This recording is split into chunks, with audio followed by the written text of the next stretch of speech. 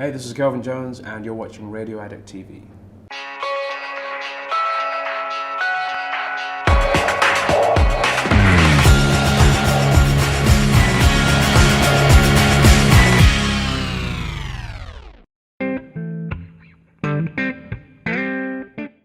I've got these icebreaker questions to ask All you, right. and then we'll just chat. Nice, man. Okay, so when's your birthday? 10th of February 1995. Okay. Where were you born? I was born in Zimbabwe, in Harare, the capital city. Okay. What is your full name?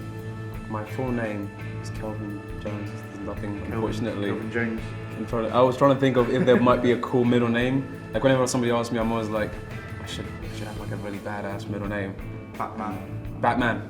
Kelvin Batman Jones. There you go. I like it. What's your favourite album of all time? Album called Where the Light Is by John. It's a live album. A live album? Live album. Okay. Is that allowed, a live album? It's an album. Okay. So it is an album. Technically, I answered your question. Contract fulfilled. Noel or Liam? No. No? No. Yeah. I think most people say that. Yeah, no doubt. He's actually credited as one of the influences on my album. There's 4 names, and one of them is Noel Gallagher. Really? So yeah, I guess I had to choose him. Yeah. Well, okay. You couldn't say not Liam after all that. Yeah. You know what? Actually, Liam. Yeah, Liam. No, nothing against him. I just prefer Noel. Okay. When I say David Cameron, what's the first word? Genuinely, Yeah. This is how stupid I am. The first thing that comes is just politics. Politics. That's how simple-minded I am because I'm not really into politics. Well, yeah. I don't know. I tried to get into it, but not yet. It's effort. It is effort. It's not Yeah. work. Okay. Same thing, but for Kanye West. What's the first? Does that have to be a word? Because I've got a phrase. Go on. What was it? The greatest rock rap star in the world. What did he say at Glastonbury? Said, I'm the greatest living rock star. The greatest living rock star. How badass is that? That is quite bad. I want to walk on stage and say that, man. I want to with my little acoustic guitar. Just so you know, greatest living rock star in the world. All right, cool. Here's what's up. It's cool. Something that you just can't live without. It's obvious to say guitar. Obvious to say food. Can't remember that. Yeah, I'm gonna say guitar. I need a guitar now. Same here to be fair. An electric, I'm gonna say. Electric. I'm gonna say an electric. I can be okay with it without an acoustic as long as I have an electric. As long as you can get those sort of sounds. Yeah, I need it, man. Yeah. Beers or I spirits? need it, man. Beers or spirits? Spirits. Yeah, man. I can't deal with the calories, the beers, and I'm not into beer, man. I've been to Germany a lot, and it just Doesn't float your boat. I like the German beer more than I do English. Sorry, but it is better. But spirits, man. Okay. Good whiskey. If you had one object on a desert island, what would you take? One. One, yeah. Okay, let's just cut out guitar because it's gonna be a very boring interview if the answer to everything is guitar. Yeah. One object. Can it be a raft? Can it be a survival thing? It can. But that's a boring answer. I'm thinking about this too much. I would say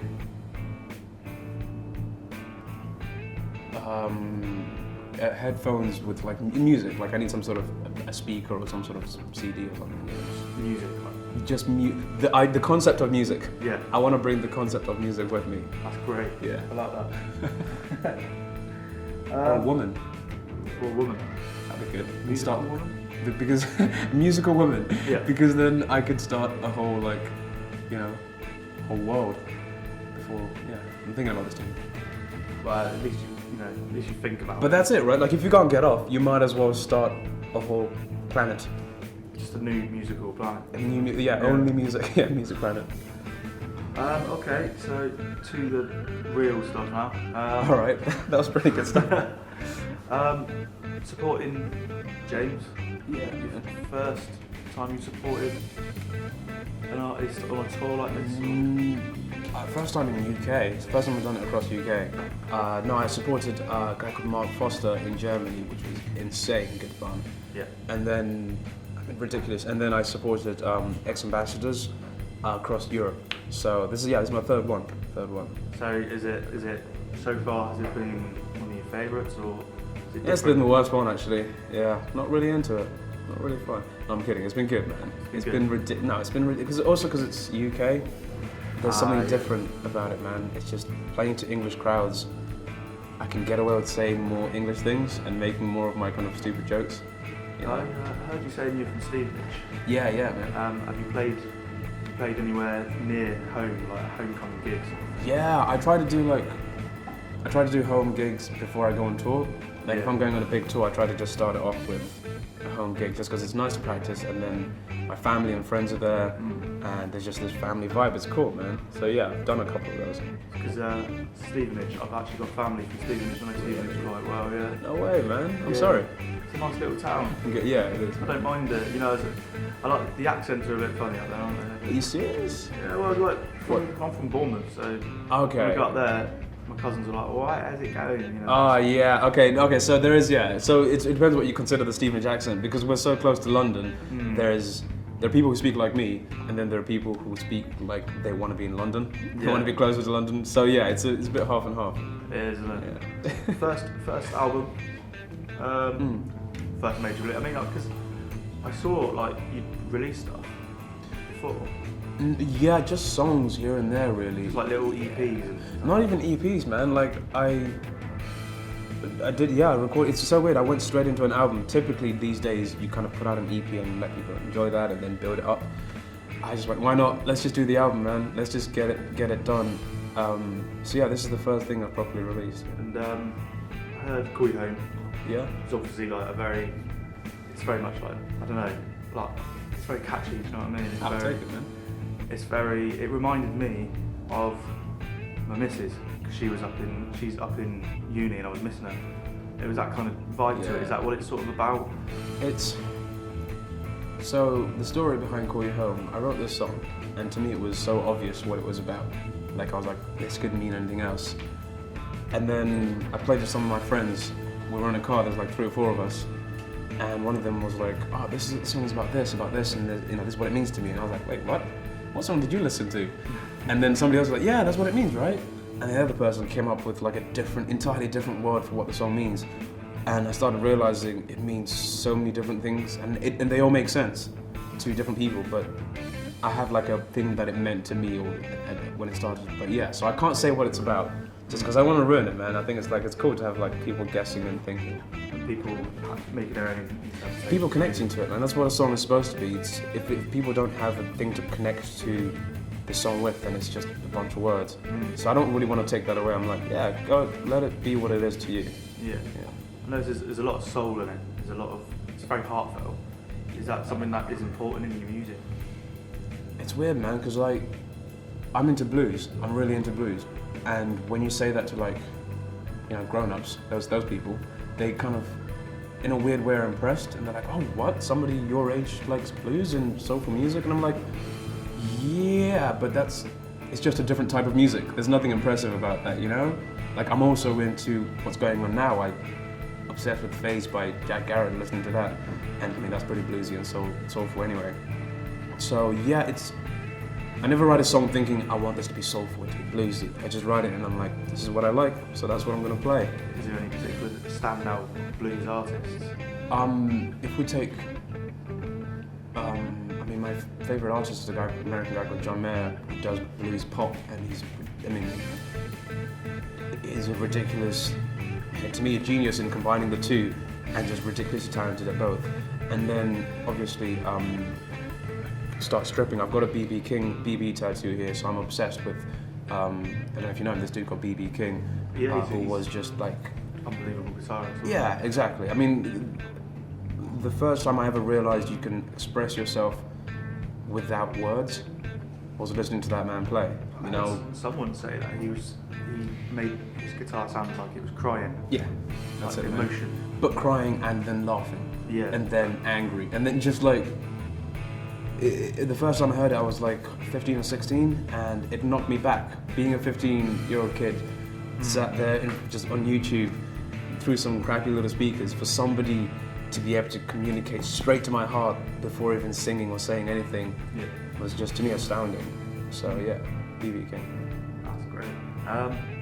So it's getting towards the festival season-ish, Yeah, next couple of months, you get the Glastonbury stuff comes out. And have you got any festivals you'd like to play? I mean, you might not be able to say what you're doing, but... Yeah, well, the ones I'd like to play, all of them, man. Like you mentioned, Glastonbury, Reading, I'm a huge... I haven't been to a bunch of festivals, but whenever I've been to a festival, it's been a memorable time. Like a really, really good time, man. So yeah, I'm going to be doing a bunch of German festivals, going to be doing a bunch of English festivals, but yeah, I just want to be everywhere. Yeah, just want to explore. Yeah, man, because my favorite thing is playing. That's, to me, you know, you can speak about your music as much as you like, and you know, you can tell someone about how much you love it and how much you think they should listen to it, but there's nothing more convincing than somebody just being there and just going, all right, I like it. So that's my objective, man, to get in front of as many people as possible and just play and just let them decide in that moment. Did you find the whole recording and writing process of the record, did you find that stressful, or did you find it fun? Was it something that was, you had fun making it? Both. It has to be both. If it was just fun, I'd be worried that it sucks, you know? There have to be moments where you're burnt out, and I remember we made it in like 5 weeks, and I remember I made it in Berlin mainly, then I took like a week in England. I remember going back to Berlin and saying, all right, cool, let's see what we've made so far in these 3 or 4 weeks, you know, with like a week left. Yeah. And we played it, and it was just terrible, it sucked. Like I heard it, and it wasn't bad, it was just okay, and okay is not good enough. And I was like, we can't put this out, this is just okay, why would we put out okay music? And I remember just being really frustrated, and I just kind of like left the studio, and it was just this burnout moment, you know? And then had ideas, and then came back, and we fixed it within 2 or 3 days, and it was like, okay, now this is what we've been trying to make. So yeah, it was really stressful and intense. The songs, did you change a lot of the songs, or did you just add different elements of the production? Elements of the production, the songs were already written, I was already pretty confident in the songs. So it was just representing them, because I'd written them on my acoustic guitar or the piano, but it was all simple, you know? And when you add other stuff, it gets better, but it also gets more complex. Yeah. And there's more moving parts and trying to, okay, so the bass doesn't really work with this piano and with this kind of thing. So it was those kind of things, and then it was 8 months of mixing and making sure that it was exactly the way that we wanted it. So, yeah, but now I'm proud, man, and now I'm glad that I was obsessed and that I stressed out, because now I listen to it and I'm just like, that's it, man, that's it. Was it recorded in one particular studio or a couple of places? No, just like two studios, mainly, mostly like four out of the 5 weeks, and there's one studio in Berlin, just like hidden in a corner where no one knows or even cares where you are. Yeah. And then we did like a week in England, in London, where we just did like 3 or 4 songs, and that was it. It's pretty cool to say that you recorded some of it abroad, though. I mean... Yeah, man. When they asked me, do you want to make your album in England or do you want to do it in Berlin? I was like, is that even a question? Like, of course I want to do it in Berlin, because it's such a cool city. And, I mean, apart from that, it's just... Making an album is supposed to be this amazing thing. It's supposed to be this amazing process. It would have been strange for me to finish a day at work and then be like, all right, I'm going home. Yeah. And I'm gonna go, hey, ring my friends, hey, what's going on? What are you doing? Oh, I'm just making an album.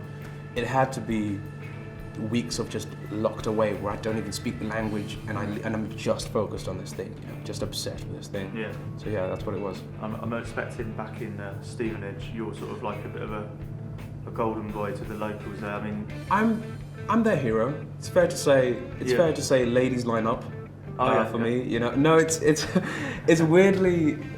I love going back home, man, because it's like, I've had my album come out in Germany, and Switzerland, and Austria, so when I spend time in Germany, not that I'm recognised or anything, but it's like, I'm usually there when I'm working, and if I'm at a show, people know who I am, and they know my songs, so it's weird and cool to come back home and just have my mum go, yeah, I need to clean up, that's a mess, you know, and be like, alright, I'm going to the shops, and just kind of normal, just being me stuff. Yeah.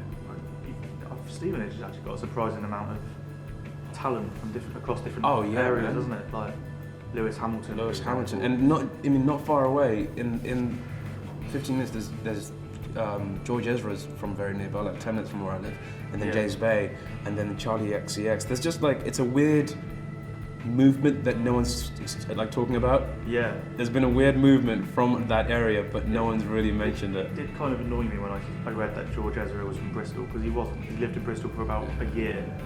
who's from Hertfordshire. Yeah, but it's like, You know?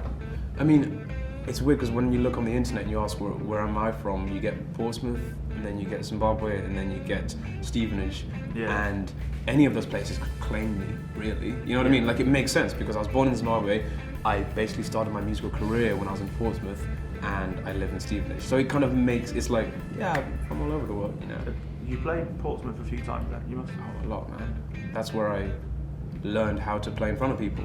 Learning how to, like, I went to university, I guess a month before I went to university, I played in front of people for the very first time in my life.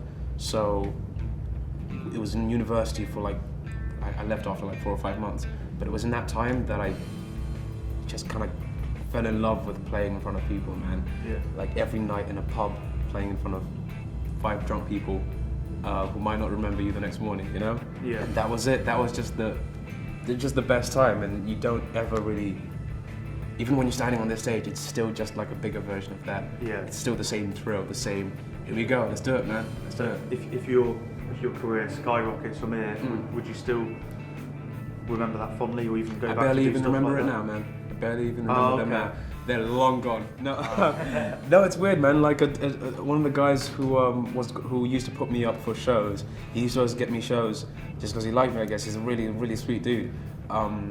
Back when I was in those times, was going to come to the. Unfortunately, can't make it, but he was going to come to the show tonight. So it's like, the other thing I always try to do is I'll do a homecoming show, then I'll see if I can do a show in Portsmouth as well, because there's a bunch of people I know there who I kind of started off with. And stuff. So yeah, man, absolutely. You thought you could sort of try and meet somewhere between Portsmouth and Stevenage? Steve, get them all to come Yeah, together. yeah. Yeah, that'd be insane. Probably none of them will turn up. Well, that'd be a bit of a, you know, back there, wouldn't it? Yeah, that would be a bit of a letdown. We'll see. Where are you playing after this? After Southampton? Where's After Southampton, I'm going to Germany to do this really cool TV thing, and then coming back and then flying into Dublin, and then we'll finish the UK tour in Dublin, and then head up to Europe and do some stuff there. Is travelling something that you're not too worried about? You don't find that too daunting? Nah, not at all, man. It's what you learn to do is deal with the boredom. That's the key thing, is how to deal with the boredom. So when I'm doing a bunch of flying, I have like movies that I've already downloaded, and so I'm always just distracted doing that, or I'm mixing or working on something. And then we've been doing all of this tour in a car with 4 of us, my friends and I, and that's when you see madness. That's when you've been in a car for hours on end, for weeks on end, you start to lose it a little bit. I can imagine. And you gotta do stuff to keep yourself entertained. I did this thing I'm calling karaoke that I invented myself, #James Corden, and it's just like me and the guys just singing some songs and just going crazy to them, and it's just those little things. If you keep on doing that stuff, you don't get too crazy. Exactly, yeah. I went to Amsterdam a few weeks ago just for one night, and I literally was there for 24 hours. I got off the plane, went to the Libertines gig, came back, and it was murder. Like, by the time I got in the next day, I got in about 8 in the evening and I was dead. Yeah. So how people do it for months on Yeah. I don't know. You have some bad ones. We figured out the trick, actually, my friend and I. We figured out the trick to touring. Yeah. If you're touring across Europe, it only works if you're at the level that I'm at now. You'd think the best way to do it is get flights, because it's an hour flight, but actually it's not an hour flight, because you got to be there 2 hours before, then you got to do the baggaging, and you got to deal with the nonsense and whatever, carry all your bags and stuff. It's just a hassle. The easiest way, the best way to travel is getting on the train, man. It might be 3 hours, but you just put your bags there, you get your laptop, you might have Wi-Fi, you can see stuff. It's just the most chilled out way. So we get around by trains across Europe when we can, man. You give it a go. Yeah. Is there any country, bar Germany, because you've been there a lot, Right. that you're really looking forward to seeing or experiencing, looking around the city? Country? Oh man, yeah. I want to go to Budapest. Yeah. I've heard good things about Budapest. Yeah, I think I've heard it's like Berlin. And I love Berlin. Yeah. So I want to go. I want to go there. I've got a friend over there. I promised her ages ago I'd go and visit, and I still haven't done it. 2 or 3 years now. Shame on that's a 2-3 year late promise, man. Yeah, I know. It's busy time. Yeah, that's what you say. So, actually, got stuff to do. Yeah, I'll catch you later. I'm going to Southampton. So. Yeah, fair enough. Fair enough. Southampton, Budapest. Yeah, I get it. That's all I've got for you today. But thank you very much. Thanks, man. I'm gonna barge something in because I've just been given a sign behind your head that's apparently the album is out on the 18th of March. So that's you were correct. I'm sorry. That's I don't know my stuff. That's fine. I don't know my stuff, No but worries. yeah, it was 18th of March. Yeah. That's terrific. But yeah, thanks a lot, man. That's cool.